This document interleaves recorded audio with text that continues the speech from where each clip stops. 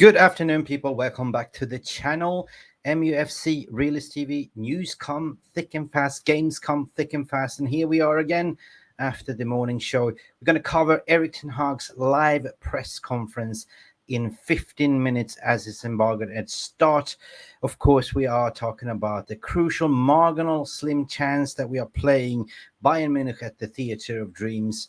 And everything is living on a prayer at the moment. Erik Ten Hag is under pressure to win. It is a big week of football for Erik Ten Hag. We're playing Bayern Munich tomorrow, and then on the weekend we're going away to Anfield.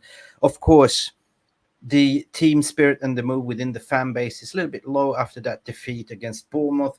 We'll see how Ten Hag will bounce back in about 15 minutes' time. So guys, buckle up, drink your coffee, tea, have your lunch, whatever you're having, and we will be back in 10 seconds.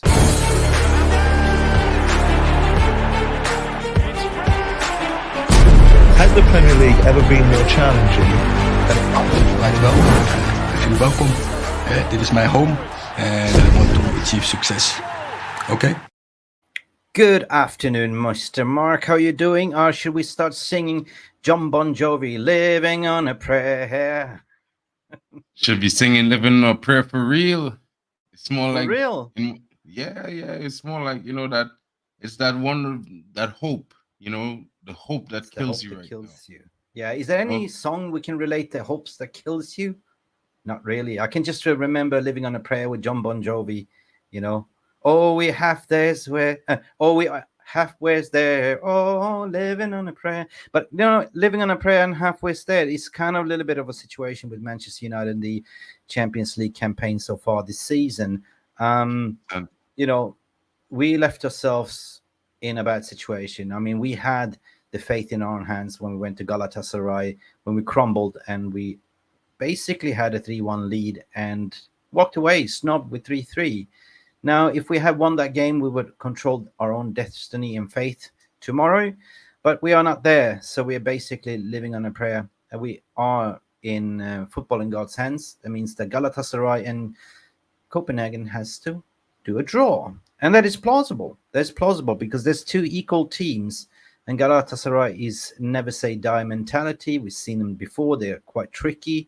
The way-going fans are hostile, as we've seen as well. So will they bring welcome to hell to Copenhagen Stadium, or what do you call it? Tivoli Park, I think it's called something. Yeah. And the major question is, will Manchester United bounce back after the weekend? That's the question on everyone's mind. That's $1 million question right now. But, it's funny. This team is so funny, like you expect them to win, they lose. You expect them to lose and they win. It's so hard to say. I can't help but laugh. This is the theme song. Has to be the theme song this season, all jokes aside. You know what I'm saying? Jokes aside. Stephanie Griffith is getting in here early. Stephanie. As usual, she's always present, always showing the love. Slim chance, but fat wages. These players need to remember who they are representing. And fast, just not good enough. Yeah, what was it called? Fat Slim Shady, that artist. Slim Shady, yeah. Slim Shady, good morning, lads. We deserve better. We deserve better. What up, man? How are you doing today? I hope you're having a good one. What a fantastic name for this stream. We deserve better, 100%. Mark, in the VR, I'm going to pose a question to you. Big up, RJ, how are you doing? Back to the VR room for guys that's tuning in. Even if we go through tomorrow by marginal chance, do you reckon we deserve to go through? As a fan, yeah, but based on the football we've been playing, not really. I don't think they've been convincing enough. But, football is so funny, and I keep saying that to everyone, right? And not to be talking too much, but it's just so funny that sometimes the teams, they don't start well, but they end well.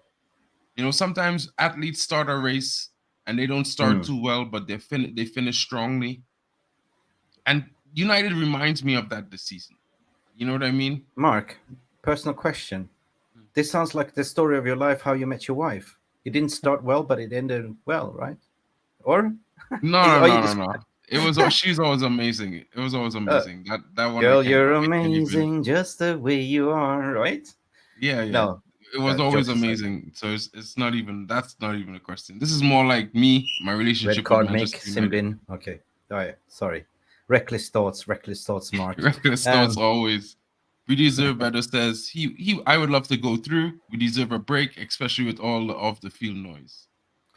Yeah, reckless thoughts. We deserve better, but honest to God, as a fan, me personally, I don't want to play in Conference League. I don't want to play in Europa League. I don't want to have Thursday night footballs. That belongs to Liverpool.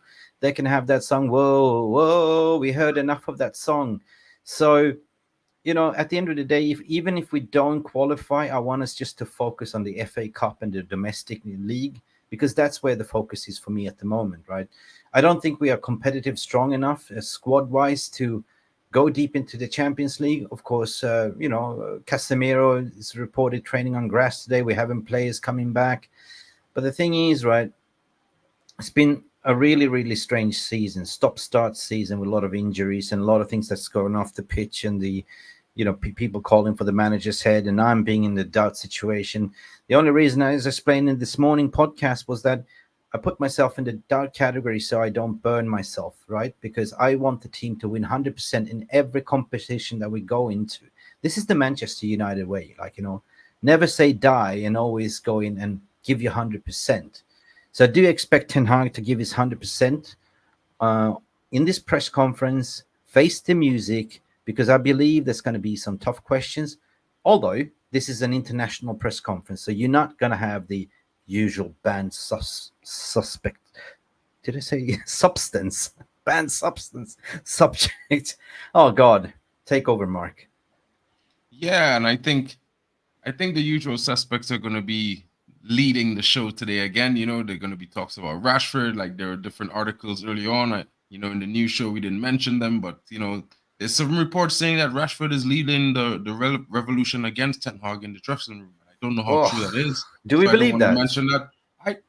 For me, hypothetically, you know what? Hypothetically speaking, I don't really believe the media. I think they're always out to get United. They're always out to separate fans from the team, team from the fans, because then they have a reason to get in our heads. Yeah. Any story that they print, they get in our heads. We need to remember as fans, the team. Here we go again. But that's it. That's it. Because you know what? The press outed themselves in one of the press conferences to say, we like when you're doing shit, basically, because that means that we have something to print about. And to what? Yeah.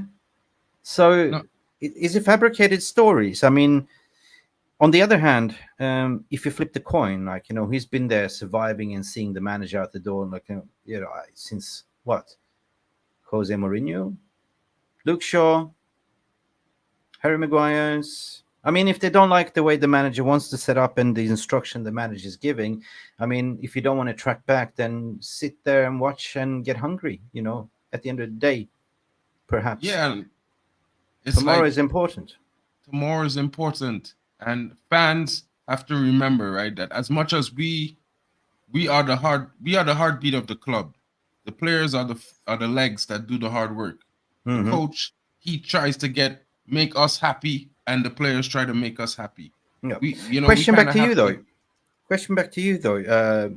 Hypothetically speaking, what type of questions do you want to hear from the journalists today? Well, I would like to hear them ask the hard questions. Who are the performing players in your squad currently this season? Yeah. Who are the players have been most consistent, that deserve most to start? I want to hear. I don't want to hear questions about the big names and why the big names aren't playing, because at the end of the day, we have a squad. I want to hear who is the best squad currently, in your opinion, from consistency, who's been playing thus far in games thus far. Because the season is long. We haven't been even 20 games into the Premier League season, so I think the 15, best squad can change. Yeah. Right. So there's 23 more games. So I think the best 11 currently right now may not be the best 11 at the end of the season. It might not be the best 11 for certain occasions either. Right? Exactly. So I want to understand his ideas on that. You know what I mean? Yeah. I'm thinking we know he wants to play a single pivot. Why?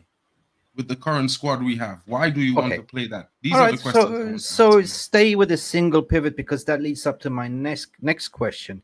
Everyone has been calling it out. ESPN Sport, Gary Neville, every single pundit, every single fan channel, every single fan is seeing it.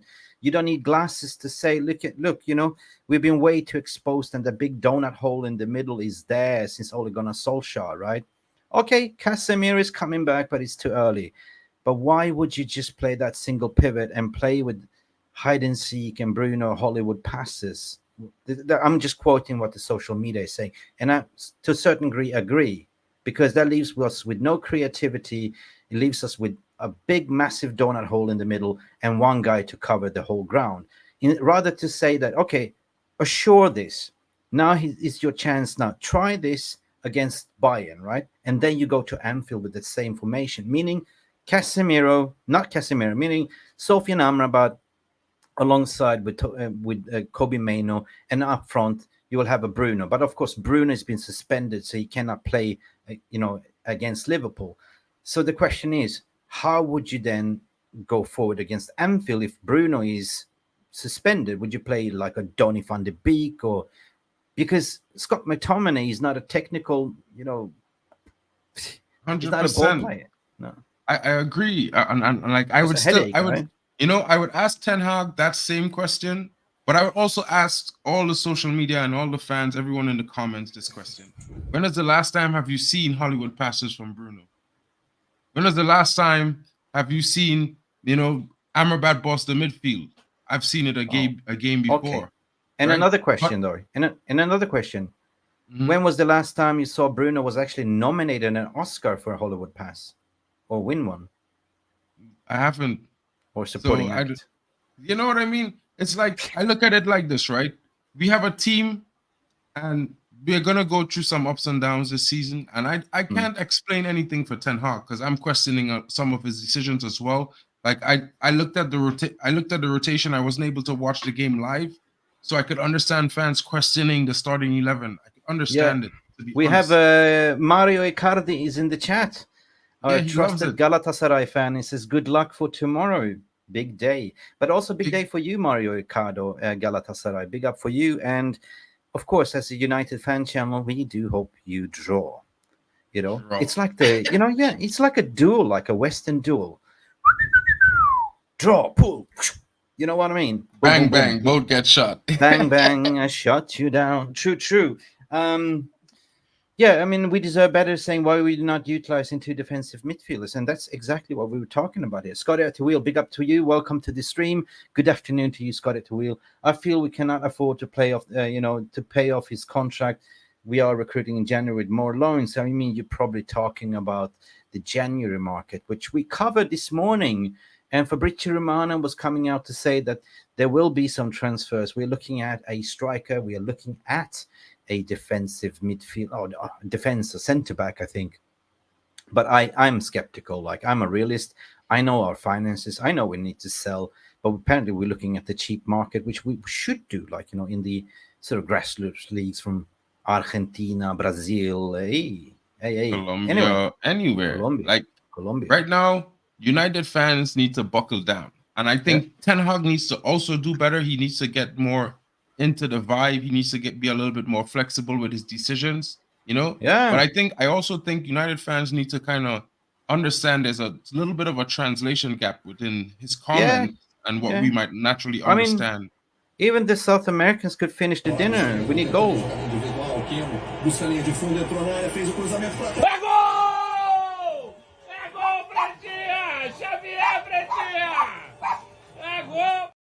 From Brasilia. Yeah, that's what we need. We need a exciting dog that will spin. How many times will we score?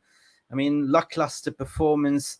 I mean, we didn't even score. We didn't have a goal opportunity against, a low table team. So what do we expect against Bayern? Let's find out, because the manager's press conference is about to start, people.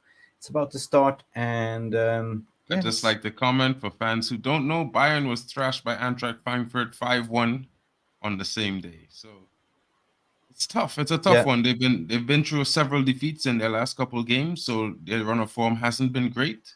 And they're facing United in Old Trafford, so I would say that Old Trafford would give United a boost, but that didn't happen this weekend. So yeah, true. And we are about to hit the live stage. Manager's press conference is about to start, and I'm getting excited. As per usual, we will write down all the questions. We will discuss it afterwards, and we want your engagement past the interview. So let's go, people. It's coming your way.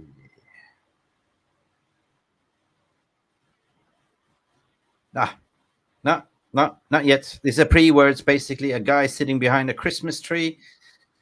God, Santa will come early this season.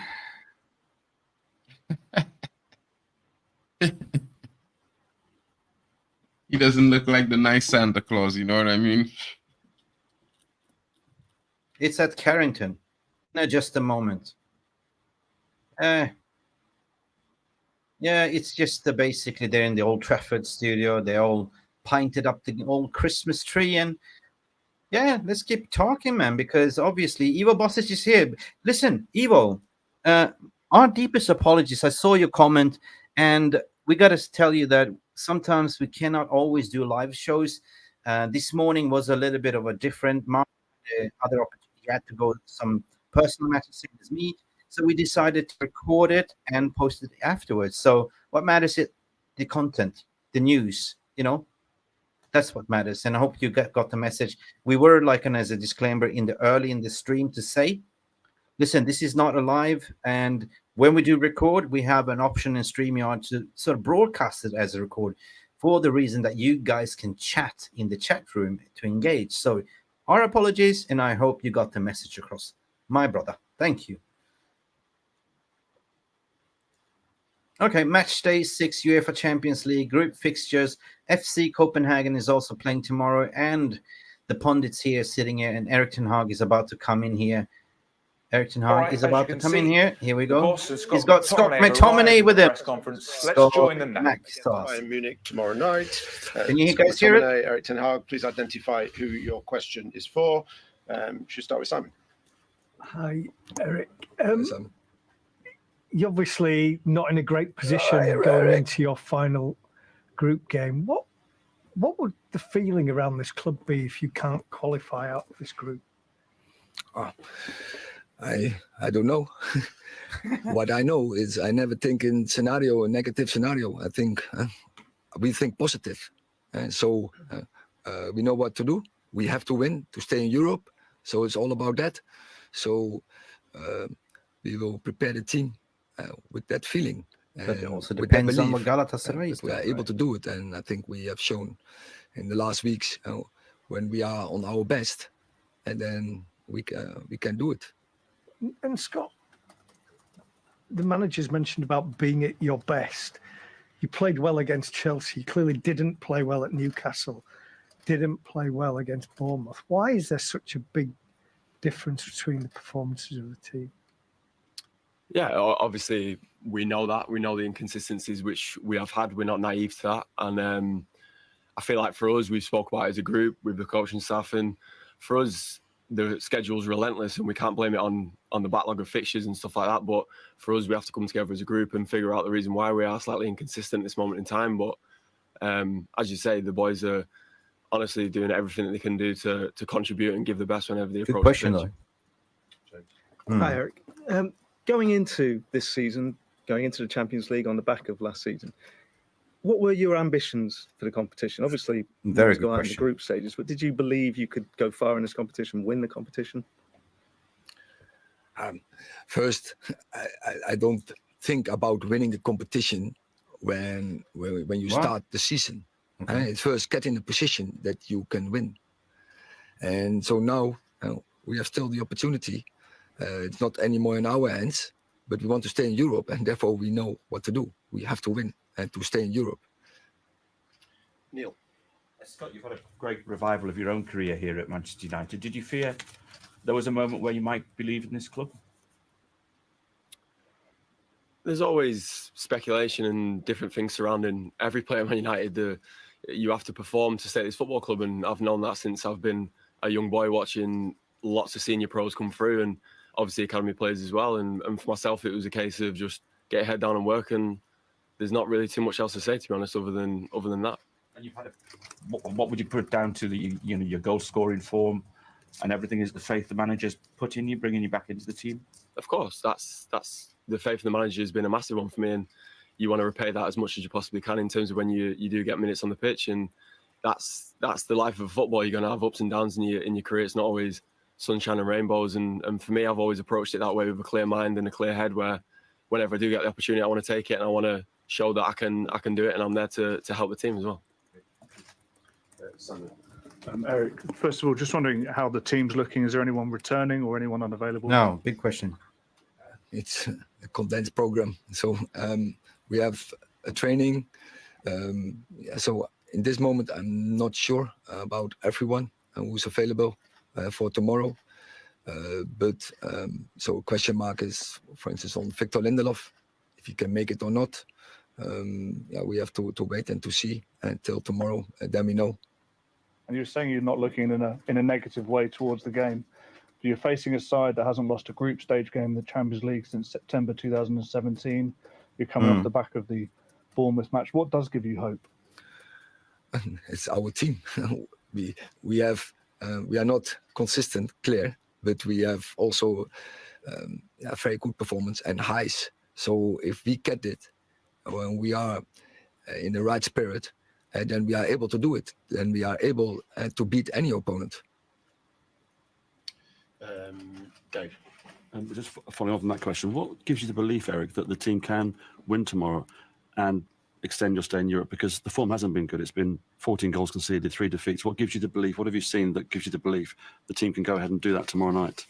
As I said, the game against Chelsea and the game against Everton, even the game against Galatasaray. And so I know this team can perform really high levels. And that's not that we did it 3 months ago. No, we did it last week.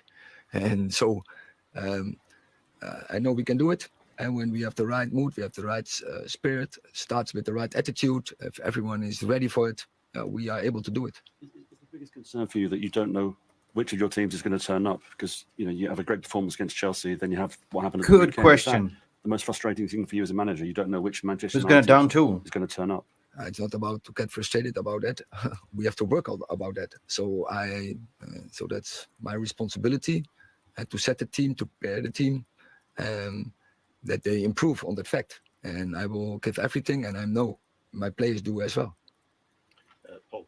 What about belief, Eric? How do you inject that belief into your players? What kind of methods do you employ to give them that? I only have to show them the clips from Chelsea, how we can play. And if we do that, if we are there all on one page, stick together, and we have a good plan, then we go. And then, but it's as just I said, about we can beat any opponent. people following that. That's what they're not doing. Scott, the manager's spoken. He spoke after Galatasaray and the season about how the game management has got to be better at times. What do you put sort of the loss of control down to? The lapses of concentration, not understanding instructions. Why do you lose control in games so sort of quickly and have these implosions? Because I play hide and seek. Yeah, I mean, as you can see in the Premier League, every team is super athletic. You go and play in the Champions League, every team can run. For us, a lot of the time, we need to match that and more whenever you're playing for this football club. And that's been a clear message for all those players on the pitch when we are playing, that we need to get together. Sometimes it's the manager can't do too much whenever he's on the sideline. It needs to come from the players, and we need to stick together while we are on the pitch as well. So, as you say, with the ideas that we've had and sometimes the way we've played has been amazing, and it's finding that consistency and that balance where we can continue to do that on a regular basis with high energy levels. And like the manager says, when you play against Chelsea like that, we can do good things. Hi, Eric. In the first game against Bayern, there were a lot of injuries to contend with, but the team responded quite strongly to conceding goals, and it was quite a tight end to the game. Do you take encouragement from that performance going into the game tomorrow night? Yeah, of course. There were stages in that game, and we played very good. And we are also, it was head to head.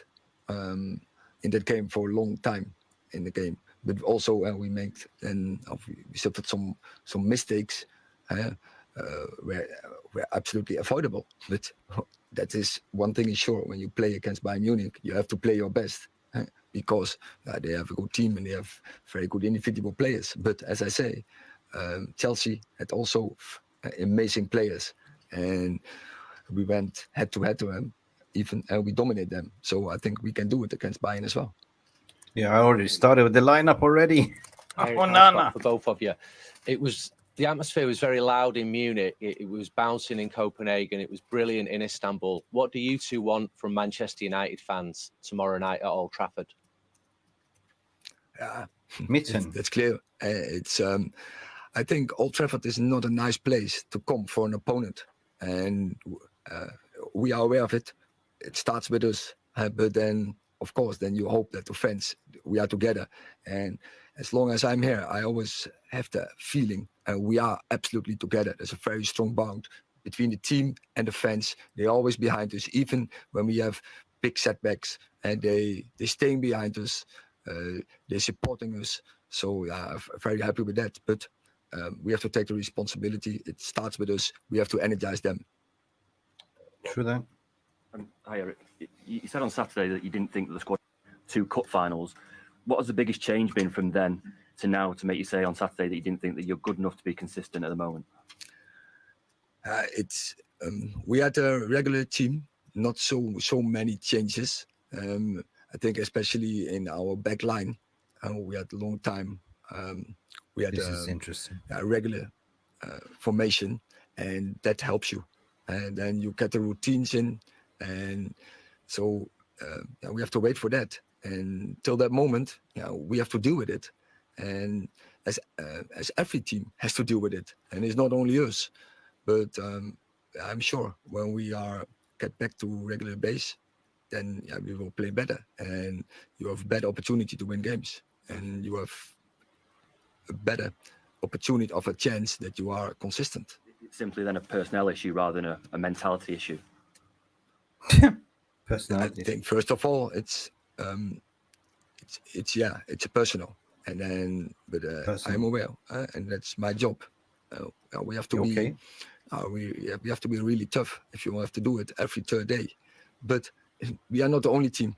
I see the inconsistency from all the teams in this period in the Premier League, and I think players are not robots. But the team who can deal the best with, they will come most far. Last question, Fred. Since you've been part of the first team, you have seen managers come and go, Jose, Ole, Rangnick. What's the shared responsibility of the players to stop big this question. Endless cycle? Answer, Scotty. This is the players' responsibility, first and foremost. Players know that as well. We've had many amazing players over the time, and I feel like now we're at a stage where we've got big characters in the dressing room where it's not just a case of like some of the other managers where it's been a little bit toxic at times. The boys are firmly behind the manager, and that's the be all and end all. I've said that in many other interviews, and that's the way it will remain to stay. We've got amazing coaching staff as well. So yeah, people can get lost in translation and get carried away with what the players think and what they say behind closed doors. We just want to do well for the football club, and that's as simple as that. Okay, thank you very much. Thank you. Right. That summarizes the press conference, Mark. The players say they are 100% behind the manager, but yet they're not showing it on the pitch. The way that we actually see Scott McTominay in the press conference gives me an indication there's going to be no change. The donut hole will remain in the midfield, which I saw the VR room, the chat room was reacting most to, and even myself, to be honest. Are we going to play a Kobbie Manioo? Are we going to play an Amrabat? And then we're going to still have that openness in the midfield. We are playing Bayern Munich. They have quality midfield. Is this delusion? I don't think Bayern Munich midfield is that quality when their last 4 games they've lost all of them by 4 or more goals. to be fair. So I'm not going to make an excuse for having Scott McTominay in the midfield because there's going to be discrepancies with him playing there. But I would say this, right? In the boss's defense, if he wants to, if the CDMs in position know they're going to be playing a single pivot, they know they're going to know these players. They're going to know Scott McTominay. They know the discrepancies themselves from in training. They're going to have to make up for that. That's why it's a team. You know what I mean? And I would just say that, I can't say that one day Amrabat bossed the midfield and then the next day he needs help. It's unjustifiable for me to make that excuse. But it sounded like in the interview. Yeah. I just think in all fairness, right? Even in the interview, they were thinking, like, they're suggesting that maybe he should switch his ideology to playing two holding midfielders. But that's not what the manager's ideology is. The manager's ideology is a single pivot. So then therefore the player in that position has to adapt. But probably not. But tomorrow is a slim chance to win, and manager will live by the sword and die by the sword, right? So he clearly sees faith in certain players, and he's talking about, you got to work hard and there's competition for places and all that stuff. But on the other hand, you see what's working, not working, and there's some good questions from journalists about people down tooling, and he's aware who's down tooling, who's not down tooling. So my only critique is if Scott McTominay was equally as good on the pitch as what he was talking in interviews, because he does talk particularly well. He's a well-spoken gentleman. I agree. Whenever he's in press conferences, interviews, he talks a good talk. But talking a good talk and doing the walk is two different things. I'm afraid that the manager hasn't really learned, or he's just stubborn and believes that this is going to happen because this is what he's sticking to. What's your general thoughts and feelings, regarding this? This is just my thought and my analysis, because he was throwing the questions around that in different shape and forms of questions. I think every single player on the field has a responsibility. And depending on the team's formation and setup, when a player is on the field, they should know their responsibility. And if the manager's ideal is to play with a single pivot, then no matter what you or I think or fans think, it's not going to change that. And that doesn't make it a better opinion. That doesn't make it right. That doesn't make it see that you're seeing a problem that the manager needs to fix. That's just a different situation. That's prospectively based on the team figuring out the solution to the problem based on their personnel when they play with each other. I hear you. That's natural. You know what I mean? I just think that I think it could be better. I think the players will have. I think it's like for Amrabat, right? He had a great game the game before. This game not so great. I think that's based on his performances. Like, he hasn't played enough games yet to be consistent. I hear you. So let's just summarize briefly what was discussed today. That's our duty to do here today, just to summarize the questions. He was asked the question, what would the feeling around the club be if you didn't qualify in the group tomorrow? And that was a very tough question, to be honest. And that's what we're saying. We have a slim chance. And Erik simply replied, I don't know. I don't think in the circumstances of the negative, I prepare for the team to win and to be positive.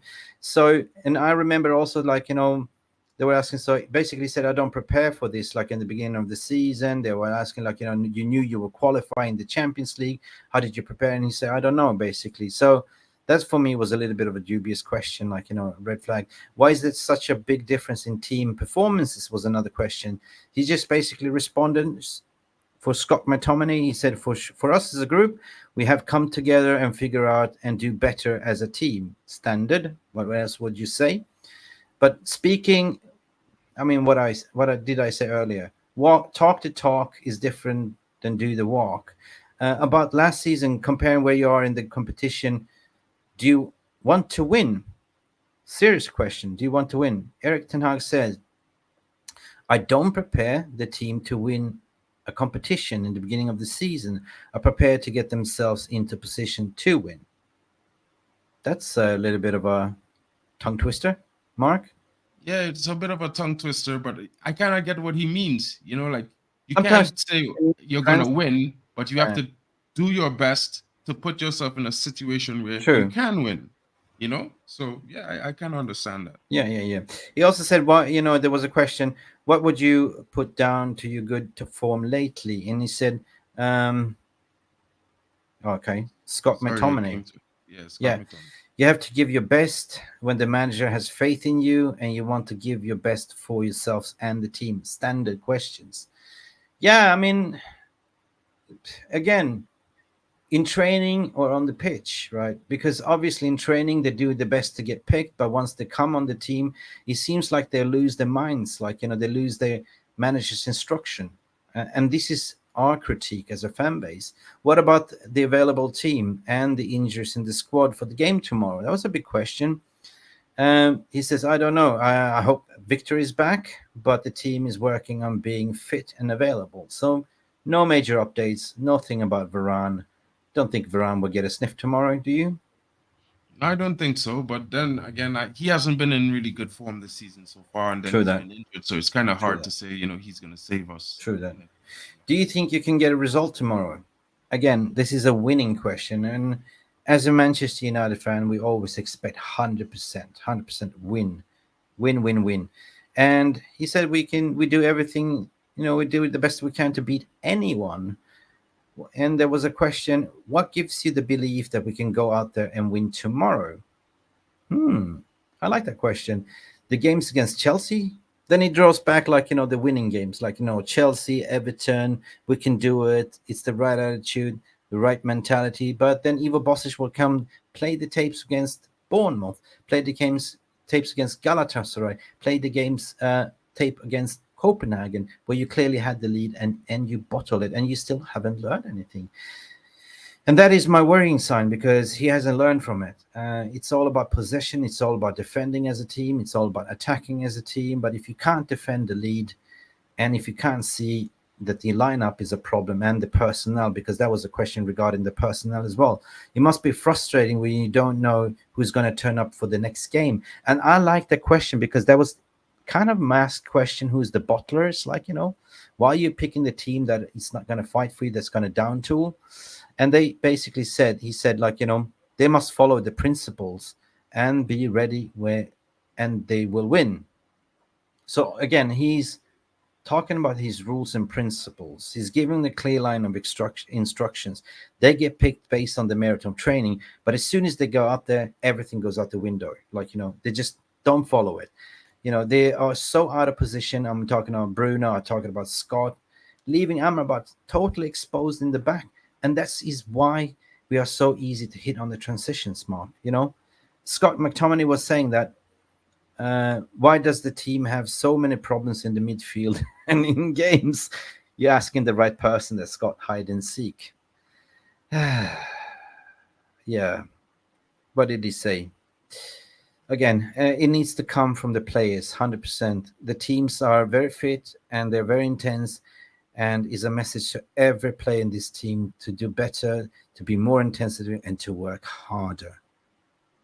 Again, we keep hearing this, like, you know, but what we want to see that is actually happening on the pitch. We saw it arguably against Chelsea. We've seen it twice this season, but we want to see it on consistency basis, right? What about the results in the group versus other teams? And Mark, this is a good question, though. What did he say there? One thing for sure is when you play against top teams like Bayern Munich, you have to be confident and go toe with them. And we must go there like Chelsea and dominate them if we want to win. Of course, we are playing in Theatre of Dreams, which should be our fortress, because Theatre of Dreams last season, it was a fortress. But this time around, it's like an open house, you know, policy. You know, come in, rob us tea, have a tea and coffee, take the dog, take everything. And we need to stop that, right? It's not a fortress anymore. And fans are there, like, you know, fans are there to cheer you up. Fans are there to give you motivation and to push. But you, as individuals, you got to find it within yourself and push harder and train harder and work harder than the last time. What sort of atmosphere you need from the faithful in the match tomorrow? And this coming down to, they've been there for you. They've been there for you. And when they start booing you, when they're losing the faith in you, you have to show up for them, according to my opinion, Mark.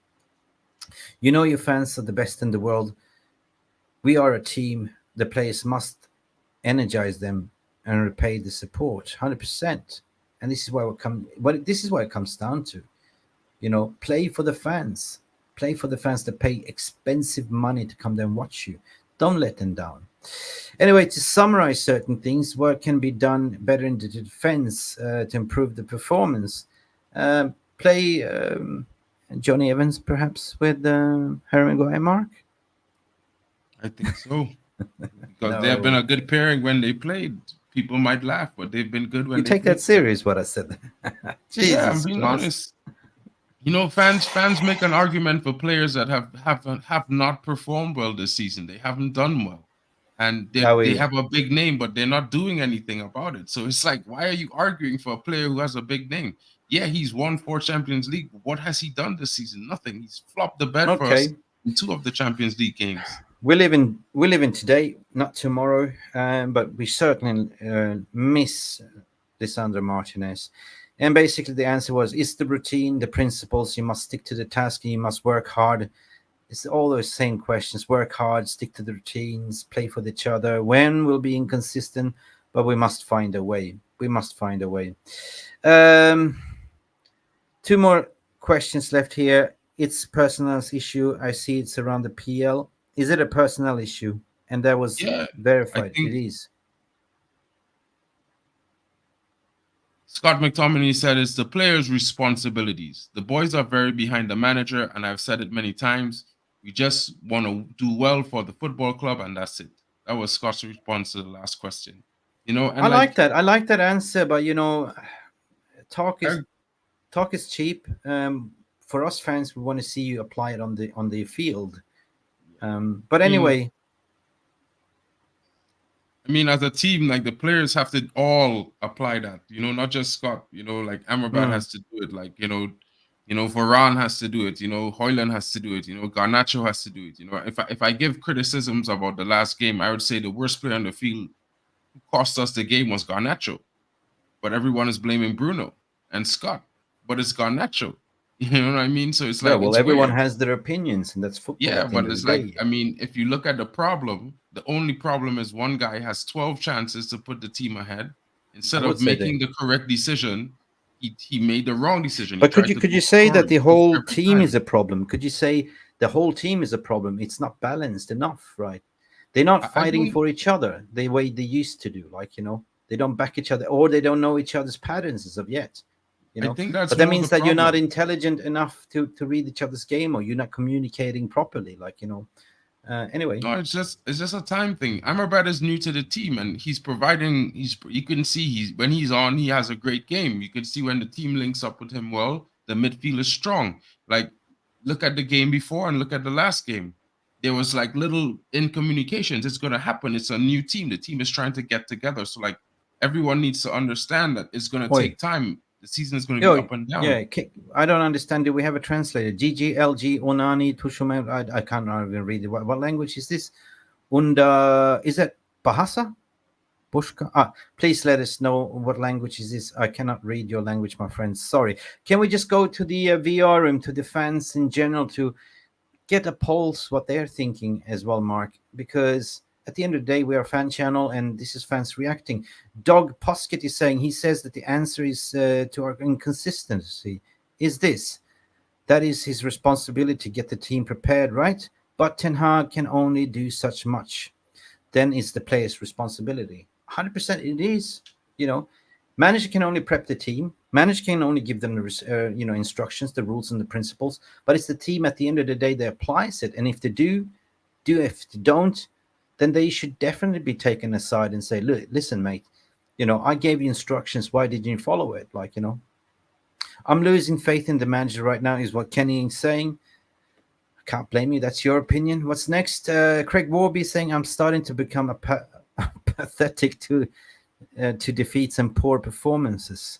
Why should I care when we have a manager who never learns and a bunch of players who play when they like? They just rock up when they want. And basically tomorrow, since it's the Champions League, they will rock up. I believe so. But I feel you, like, you know, it comes to the feeling like, you know, before Ten Hag came in, you know, there was a horrible April, May season. When the player just down-tooled, I became pathetic. Like, and I didn't even care if we win, lose, or draw. Like, and I was gone. My head was gone anyway. Tiva Bosic is saying the players suck because they have no direction from coach. How can you believe in the coach if he doesn't believe in his own system? Ivo, it must come down to what we spoke about earlier. There's tactics and there's structure, right? There's two different things, right? Tactics is like your in-game management. Tactics is how you line up, but structure is the core backbone. Finding the partnership, finding, you know, the structural building, like, you know, how you build a high-rise building. You need to have a foundation, you need to have the spine, you need to have that, and that is lacking, and that's unbalanced at the moment. We are standing there like the Leaning Tower in Pisa. You know what I mean? So I do agree, and it's your opinion. I do disagree to certain points, and that's my opinion, right? We left it late in the Champions League state that we have to win against Bayern, and at the end of the day, we need to pray to the footballing gods, or whatever gods you're praying to, that, you know, Galatasaray does us a favor and Copenhagen does us a favor.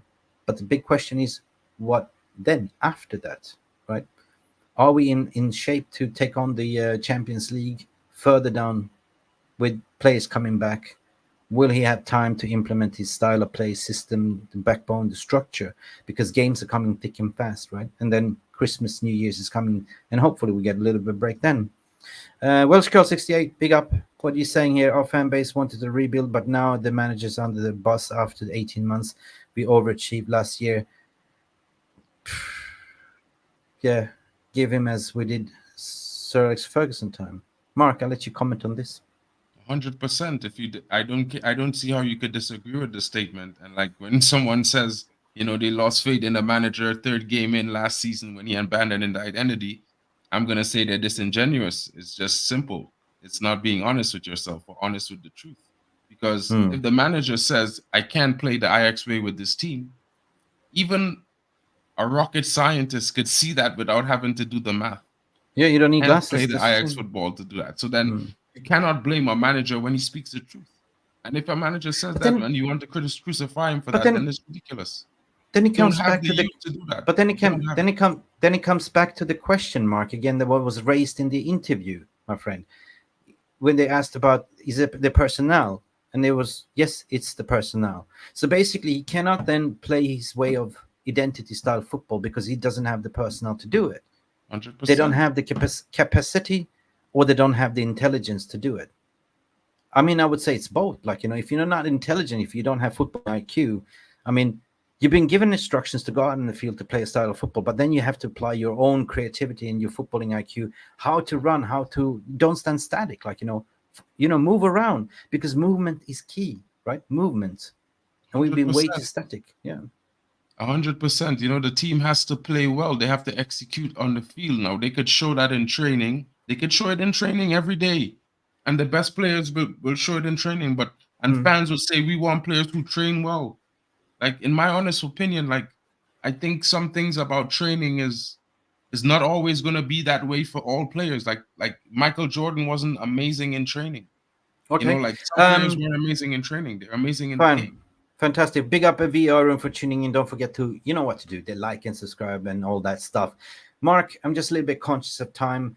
To summarize the press conference, there was some really seriously good questions fired. There was some deflection from certain players defending themselves to say we back the manager, we work hard as a team, as what you normally do. As a fan base, we don't really care. Just play the game, win us the game at the end of the day. But that leaves me to, how do you think, based on this, that Ten Hag will line up? You know, how do you think? Let's bring this to the stage, my friend. Let's do a quick one. All right, let's do a quick one. Can you guys see this one? Do you think Onana is going to start, or do you think Bayanda will give it? I would have liked to give Bayanda a chance, like since realistically speaking, games ago. If you're Ten Hag right now, I'd start Bayanda. Onana needs to be sent a message. Yeah, but you're not Ten Hag. Like, you know, if you only hear what I'm saying, if you're if it's Ten Hag, I think he's going to keep faith in Onana. I think Onana's faith is really going to run out in January when he goes. Okay, back. Who's going to be the left fullback here? I would play Reguilion. I think he's been good.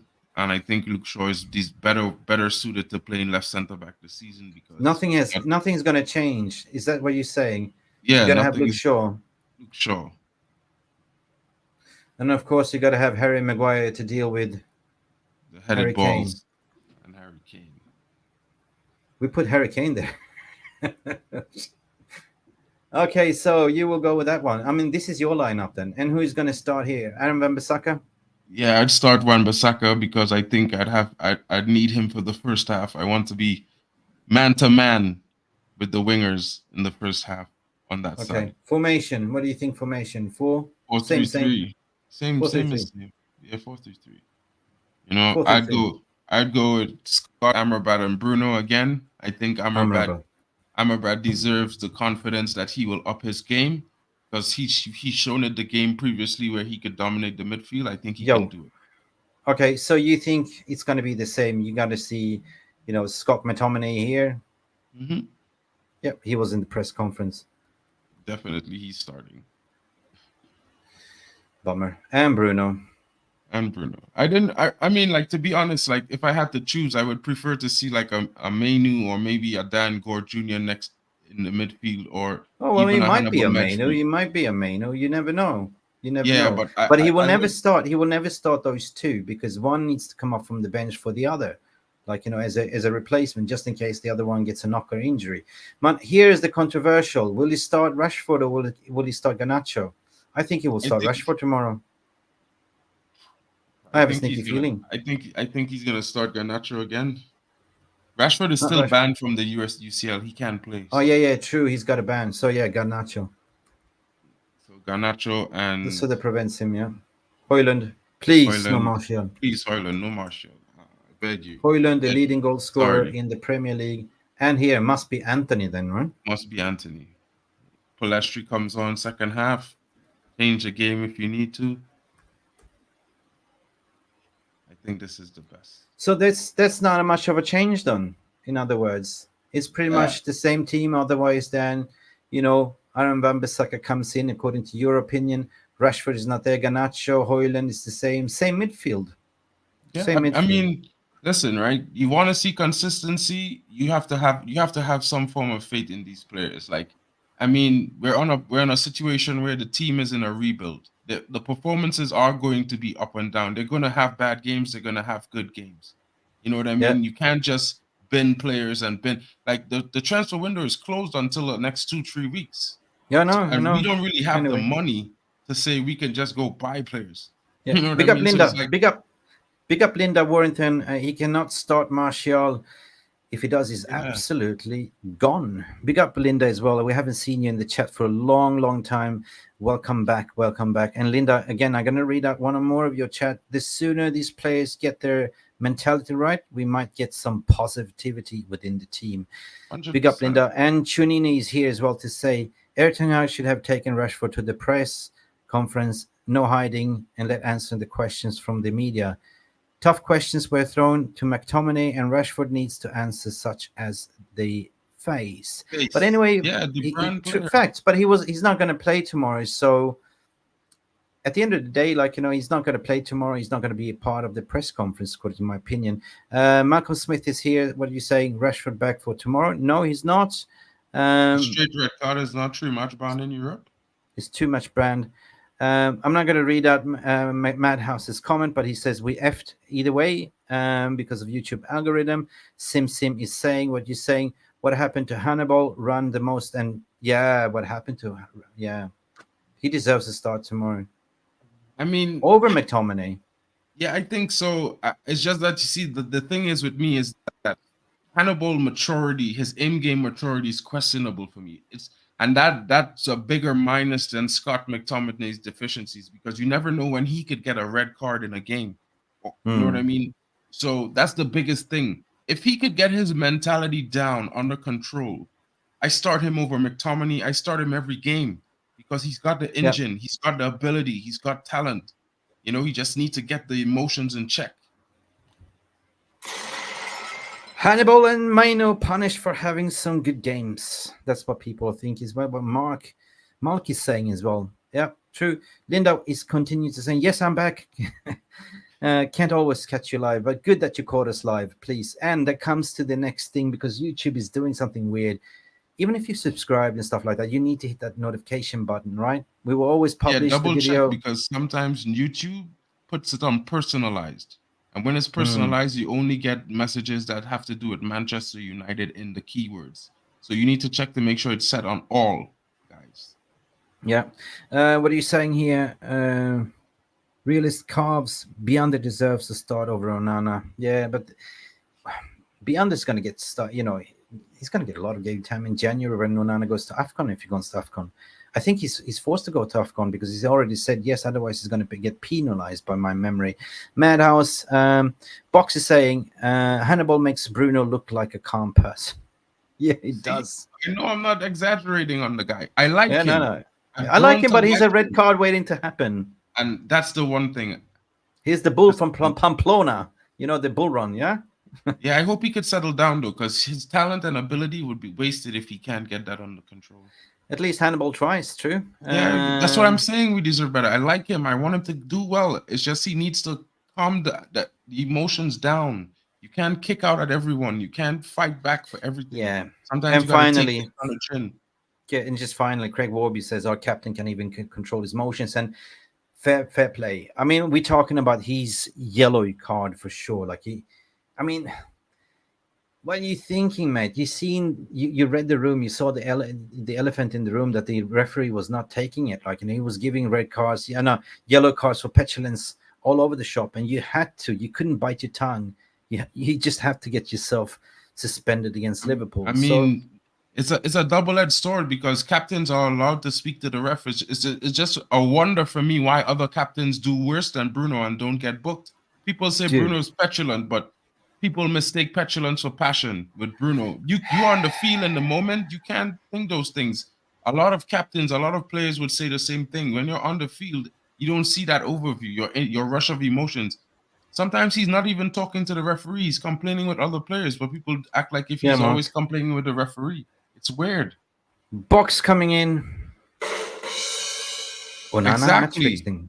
I'm wondering that right now. Yeah. I'm starting to wonder that right now. Because that's why I can't blame the team. Like I said, I watched the game twice. He played for Inter Milan. They have a lot of mafiosos there. Like, probably he was terrified not to do that. Like Maradona was squeezed by the mafiosos there as well. Remember? Do certain the things, story. man. I think conspiracy. These comments. This is like what happened with when Gary Neville said what he said wrongfully last season about Bruno. And now everyone has this comment about Bruno's weak body language and stuff. It's bad. It's like character defamation, character assassination on Bruno. It is. And like I watched every fan. I'm pretty sure you saw the articles with Bruno crying after the game, right? Yeah, when he played his heart out, and then we drew 3-3, and he's crying. He plays with heart. Yeah, he plays with passion. You understand? He cares. So a player like that, you can't tell me a player like that doesn't want to win for the club. Whoa. Mark is spitting fire and spitting facts. Listen, Mark, big up to you, and big up for everyone that's tuning in. We will find out sooner or later. I mean, this is Mark's lineup where he goes. No changes other than Wan-Bissaka coming into the team. No Rashford, because Rashford is sitting another, a red card, 2 matches ban. So basically, he's gone with Reguilion, Luke Shaw, Harry Maguire, Wan-Bissaka. In the midfield, we will see a single pivot again. Sofian Amrabat, Bruno Fernandes, McTominay, God help us all, with Alejandro Garnacho, Rasmus Hojlund, and Antony, guys. Later on tonight, we have Jarvis's Corner. We're going to, tune in for the deep analysis. Jarvis, as you know, goes deep sea diving. You know what I mean?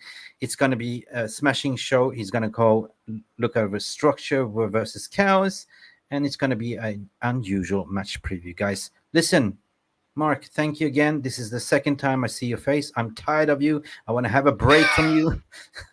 You want to divorce me now? Yes, divorce papers on the table. No, man. You can't divorce me. You can't divorce United. It's just the choice you make. It's one of those choices you make for life. You know what I mean? Manchester United. I mean, like, trust, as a fan, yesterday, I didn't get to watch the game live on Saturday. I have to say it again. So I just saw the result coming off the train, and I'm like sad, depressed. You know what I mean?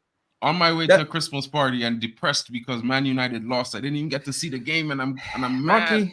Marky, this is my symbol for how Manchester United feels. My minimum.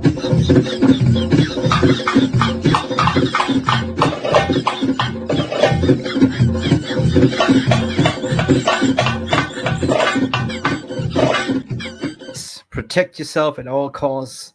Put your helmet on. Protect your balls. Linda Worthington is saying Rashford had a 1-match ban. Isn't Europe 2-match ban for a straight red Is card? it back tomorrow? I know the Premier League is 3 matches. But I believe Europe is 2. Okay, we'll have to research it and come back to you, Linda. Thank you for pointing it out. It is time to close the shop. We had a fantastic stream, guys. Thank you for tuning in. Ten Hag had his press conference. At the end of the day, the information presented, it's up to you how you interpret it. Every opinion matters. This is Realist TV. We allow you to be you, including you, Mark, as well. So I got to divorce you right now. I got to go. Anyway, big up to all of you. See you later for the yeah. We'll be back tomorrow. Don't worry. Big up for you, and see you later for Jarvis's Corner, streaming live 9 p.m. UK time. Watch out for that one.